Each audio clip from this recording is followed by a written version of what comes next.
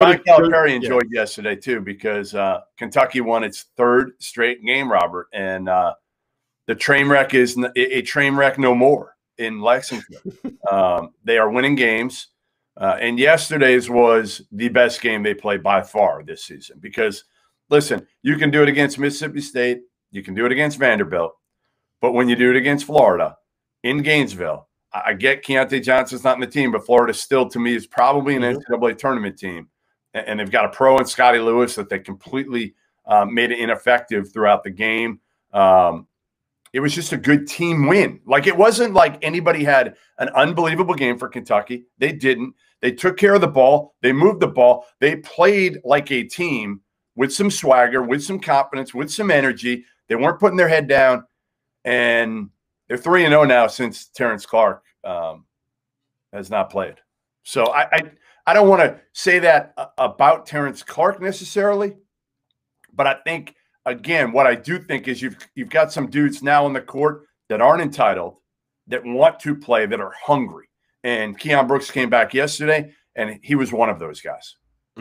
So there are two things that I think are really important to mention from this game. The first one is the return of Keion Brooks, I think, is just so important to what Kentucky wants to do. Like, he does all of the pro. He's not an NBA player, but he's a great piece for the way they want to play. Yes, he's the guy that does the little things that allow all of these other pieces to connect and to fit and to work, because he can play that 4 spot where he can guard bigs if he has to. He can switch on the smaller players if he has to. Like, he's a really good defender. I don't think that it's a coincidence that the best defensive performance that Kentucky has had this season is when Keion Brooks was back on the floor. Offensively, like, he's a guy that can step out and at least be a threat to knock down a 3, right? Yeah. He's a guy that's a good pass. I think he finished with 4 assists yesterday. He's not someone that's going to, like, break down on offense, but he's a good passer. He's a good ball mover. The offense moves better with him on the floor. He can catch a lob at the rim. You know, he's got the skill set where if you have him on a smaller defender, he can go get an offensive rebound. Maybe he can back somebody down and score around the basket.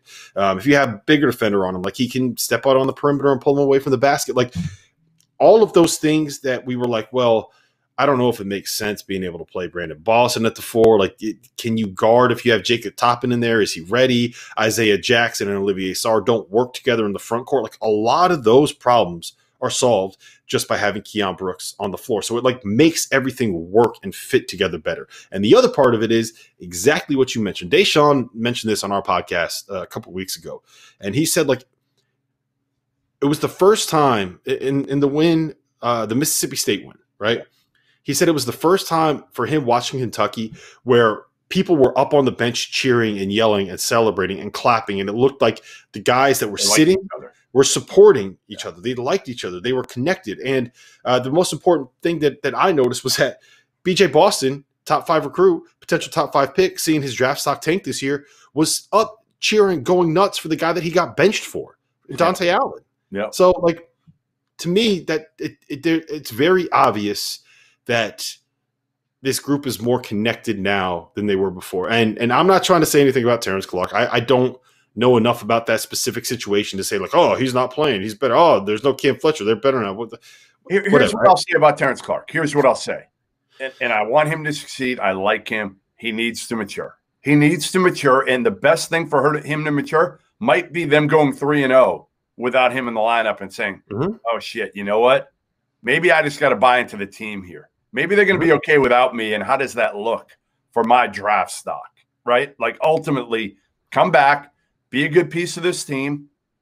You don't have to be the guy, and you could still be a first-round pick if you do that. In fact, I think more NBA guys will lock into him and appreciate what he is if he does that. How about this stat? Ready? Look.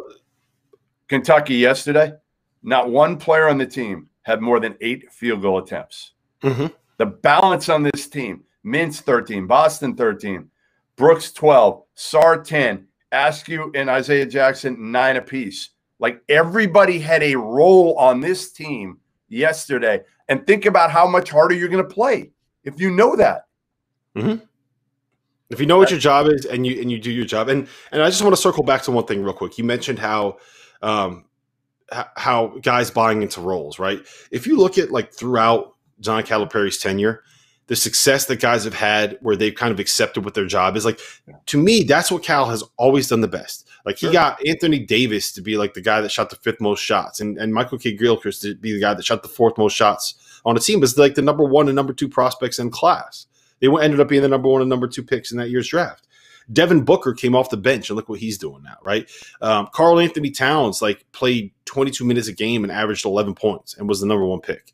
Tyler Hero, he accepted a role. Tyrese Maxey, he accepted a role. And look at the success those guys are having right now. I think because there are only so many players, like Bam Adebayo accepted a role, and now look at what he's doing. There's only so many players in the NBA that can be a superstar. Like, everybody in the league is going to be a role player, is going to be asked to do a job. And if you can prove that you can accept and do a job that you're asked to do, regardless of what that job is, maybe it changes depending on what team you're on, what organization, whatever. If you can show that you're willing to buy into the team concept, accept a role, and do whatever you have to do to help that team win, that is how you stick in the – not how you get to the NBA. That's how you stick in the NBA. And I don't think it's a coincidence that we've seen these Kentucky guys have success. All right, let's talk about that other game in the SEC. Well, I was going to give a transition here. Okay, give me. You're better at segues than I am. Sometimes you suck at the segue thing. Kentucky's next game Tuesday at home against Alabama. Robert, that's why you're the pro. That's why you're the pro right there. I don't know right if I'm there. the pro, but that's why you're the pro. Go ahead. I set you up. Oh, yeah. Kentucky, Alabama. Alabama on Saturday. That was one of the dumbest games I've ever watched, just in terms of like it was just nonstop back and forth. Neither team really played all that much defense. Oh, it was so much fun. I was just like the whole time, I'm like, what is going on here? And also, like, Alabama, you guys got to do better for me, man. That line was 5. I touted you. I said you guys could win. You had a wide open dunk that ended up getting blocked that would have given you the cover. 5 seconds left. You're up by 4. You need to get the ball, and you know they're going to foul, and you turn it over, and you can't even get fouled. You can't even get me those 2 points. I needed that from you, Alabama. You got to be better than that. But I don't think Alabama cares. I think Nate Oates would probably be going like this to you right now, because you have been an Alabama Crimson Tide hater all season long. You have been doubting the Alabama Crimson Tide. I, on the other hand, you have. It's finally paid off. 3 years of saying that they're going to be a great team. Hey, finally, year one throw out. It was Avery Johnson. Okay, throw that year out. All right. Last year, yeah, I screwed up. This year, I think. Listen, I'm not saying Alabama is a team that you can rely on every single game because of how they play. Right. I mean, if they're missing shots defensively, they can be hard to watch at times, but Josh Primo was terrific yesterday. Petty's the key for them. I say it all the time. If John Petty's good, like if he's really good, John Petty, he looks like an NBA player, right? He's got size. He's shooting the ball. He's locked in defensively. He's really good. But the key for me yesterday was Jordan Bruner. The Yale transfer was absolutely phenomenal. And he gives them something they haven't had. Well, they didn't have last year for sure. So great win for Alabama, because it wouldn't have been such a great win, Rob, except Auburn had Sharife Cooper back. And man, talk about a kid who's fun to watch. Like, if we should do this at some point, the guys you'd pay money to see, right? We should come up with a list of top 5, top 10 guys you'd pay money to see. Sharife Cooper, hell yeah, he's on that list for me.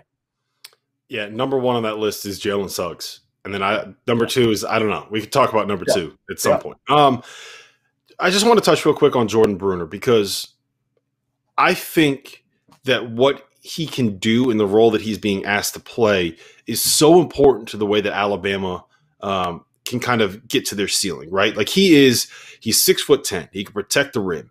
He can switch if you need him to. He can make threes. He's a really good offensive rebounder because, like, he's big and he's strong and he's got these broad shoulders and he just takes up space.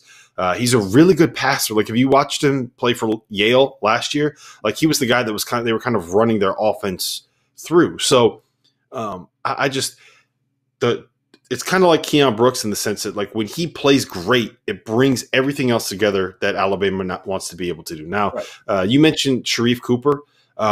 It might be too late for Auburn this year. And I don't know if Sharife Cooper is ever going to be good enough defensively to kind of let them be as good as I think they can be. But what they were missing was a shot creator. That's the one thing that they were missing. They have a whole bunch of guys that are finishers, whether it's like knockdown shooters like a Justin Powell or an Alan Flanagan, or guys that can catch a lot at the rim like JT Thor or the Cardwell kid. He's going to be a good player once he kind of puts it all together. But they have a bunch of guys that can finish off plays. What they were missing was someone that could create those shots for them and create those opportunities. Have a point guard. They've been playing all this year without a damn point guard. So to me, you add Sharife Cooper, who's wild as hell, right? I mean, he is wild right now. I mean, the 2 shots he took at the end of the game were atrocious. But the one thing he can do, he can make people better. Like, I was surprised. I thought he'd be more of a pig than he was. I mean, he's moving the ball. He's dishing it, like, and he can finish.